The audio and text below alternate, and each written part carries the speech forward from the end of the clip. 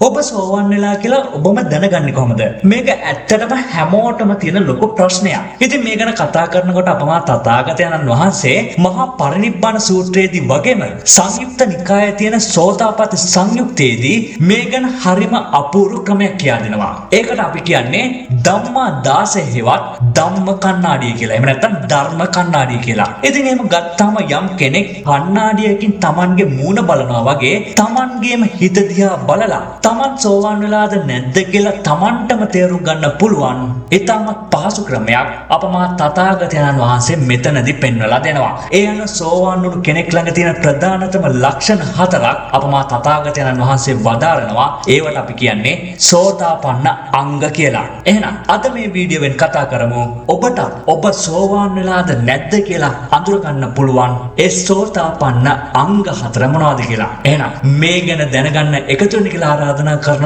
දහම් කතා අපත් සමග මේ වීඩියෝව අවසානයේ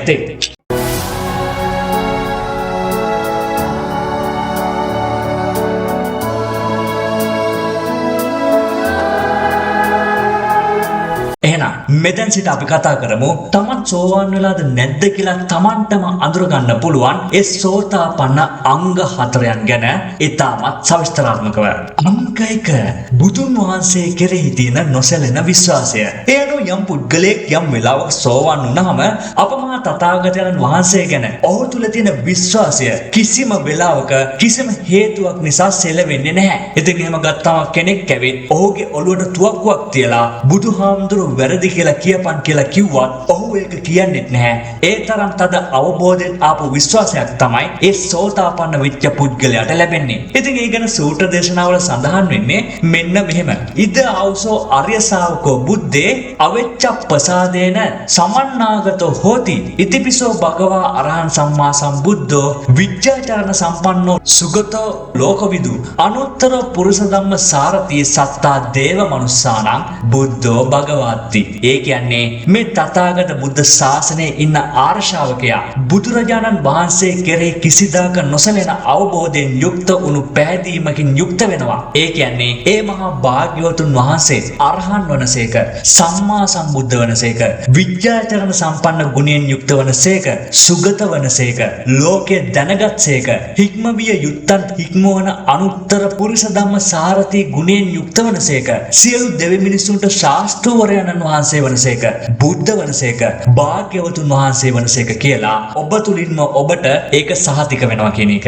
අංක 2 සද්ධර්මයේ කෙරෙහි තියෙන නොසැලෙන විශ්වාසය. ඉතින් මේ ගැන කතා කරනකොට යම් පුද්ගලෙක් සෝවාන් ඵලයටපත් වුණාම අපමා තථාගතයන් වහන්සේ දේශනා කරපු ඒ ධර්මය 100%ක්ම ඇත්ත කියලා ඒ අදාළ සෝවාන් වුණ පුද්ගලයාට ප්‍රත්‍යක්ෂ වෙනවා. ඉතින් එහෙම ගත්තම චතුරාර්ය සත්‍ය, පටිච්ච සමුප්පාදය වගේ දේවල් ගැන කිසිම සැකයක් ඒ අදාළ සෝතාපන්න පුද්ගලයා තුල ඉතුරු වෙන්නේ නැහැ.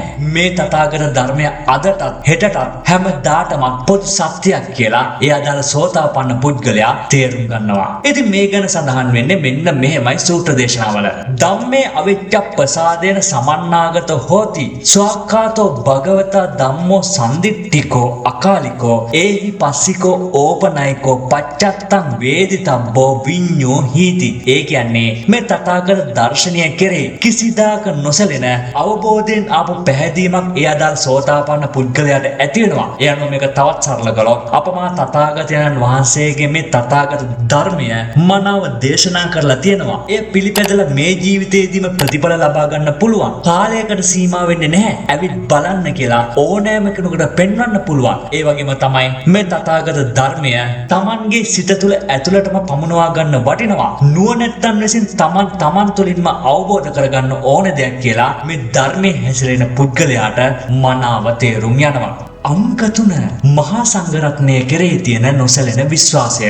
ඉතින් මේ ගැන තවදුරටත් කතා කරනකොට යම් පුද්ගලයෙකු සෝතාපන්න ඵලයටපත් වූ පසු අපමහා තථාගතයන් වහන්සේගේ මාර්ගයේ ගිය නිවන් මඟ සාක්ෂාත් කරගත ආර්ය මහා සංඝරත්නය කෙරෙහි කිසිම සැකයක් ඇති වෙන්නේ නැහැ. ඉතින් මේ ගැන තවදුරටත් කතා කරනකොට අද කාලේ ඉන්න සමහර සිවුරුදාගත්ත අය වැරදි වැඩ කළත් සමස්තයක් විදිහට ආර්ය මහා සංඝරත්නයේ ගුණය උතුම් කියලා ඒ සෝතාපන්න වෙච්ච පුද්ගලයා තමන්ගේ හිතෙන් දකිනවා. ඉතින් ඒ ගැන කියන පාලි ගාථා පාඨය තමයි මෙන්න මේක.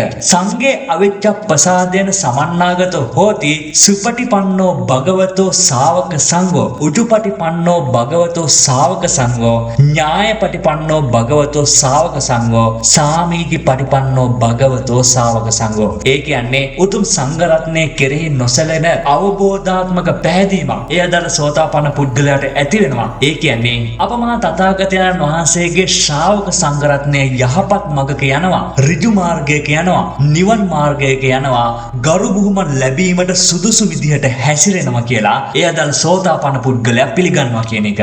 අංක 4 ආර්යකාන්ත සීලය, ජීවිතය වගේ සීලය රැකීම. ඉතින් මේ ගැන කතා කරනකොට ජීවිතය වගේ සීලය රැකීම, එහෙම නැත්නම් ආර්යකාන්ත සීලය තමයි යම් පුද්ගලයෙකු සෝවාන් වෙලාද කියලා ප්‍රායෝගිකවම බලා ගන්න පුළුවන් ලොකුම සාධකය. ඉතින් කියනවා ගත්තාම සෝවාන් වුණු පුද්ගලයෙක් පංචශීලය, ඒ කියන්නේ සතුන් නොමරීම, හොරකම් නොකිරීම, වැරදි කාමසේවනයෙන් වැළකීම, බොරු කීමෙන් වැළකීම, රහමෙර පානයෙන් වැළකීම කියන පංචිල් පද පහ කිසිම දවසක කඩ කරන්නේ නැහැ. ඒ වගේම තමයි සෝවාන් වුණු පුද්ගලයෙක් මේ පංචිල් පද පහ තමන්ගේ ජීවිතේ නැති වෙන්න ගියත් කිසිම විදියකින් කඩ වෙන්න දෙන්නේ නැහැ, කඩ කරන්නේත් නැහැ.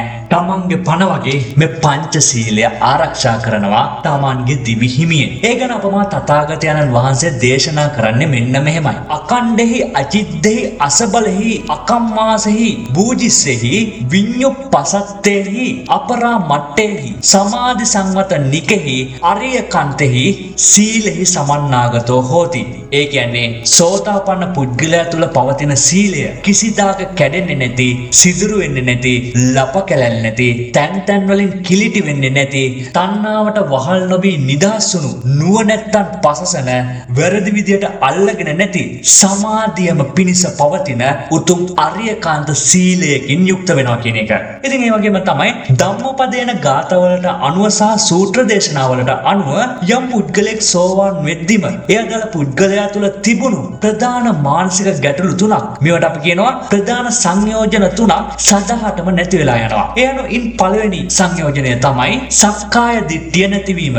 ඒ කියන්නේ මේ ඇඟ, මේ ලේමස් නහර, මේ හිත කියන්නේ මගේමයි, මේක ඇතුලේ ස්ථිර මම කියලා කෙනෙක් නැහැ කියලා ඒ අදාළ සෝතාපන්න පුද්ගලයා තුළ තියෙන දැඩි මුලාව සම්පූර්ණයෙන්ම කැඩිලා යනවා. ඉතින් අවසානයේදී ඒ අදාළ සෝතාපන්න පුද්ගලයාට මේ හැමදේම හේතු නිසා හැදිලා හේතු නැති වෙද්දි නැති වෙලා යන අනිත්‍ය දේවල් විතරයි කියලා ඒ අදාළ පුද්ගලයාගේ ඇතුළෙන්ම වැටහෙන්න ගන්නවා. ඒ වගේම දෙවෙනි සංයෝජනය තමයි විචිකිච්ඡාව නැතිවීම. ඒ කියන්නේ මේ තථාගත දර්ශනය ගැන, පෙර ආත්ම, මතු ආත්ම, කර්ම ඵල ගැන තියෙන හැම සැකයක්ම යම් පුද්ගලෙක් සෝතාපන්න වුණ විගසින්ම ඒ අදාළ පුද්ගල සිතින් අයින් වෙලා යනවා. ඒ වගේම තුන්වෙනි සංයෝජනය තමයි සීලබ්බත පරාමාසය නැතිවීම. ඒ කියන්නේ මම මේ වගේ වතක් රැක්කොත්, මේ වගේ ඥාඥාවක් කළොත්, එළුවෙක් වගේ හැසිරුණොත්, ගින්නට බැඳුම කළොත් තමන්ට නිවන් දකින්න පුළුවන් ආදී වැරදි මතවලින් යම් පුද්ගලයෙකු සෝතාපන්න ඵලයට පත් වූ විගස ඒ අදාළ පුද්ගල සිතෙන් සම්පූර්ණයෙන්ම නිදහස් වෙනවා.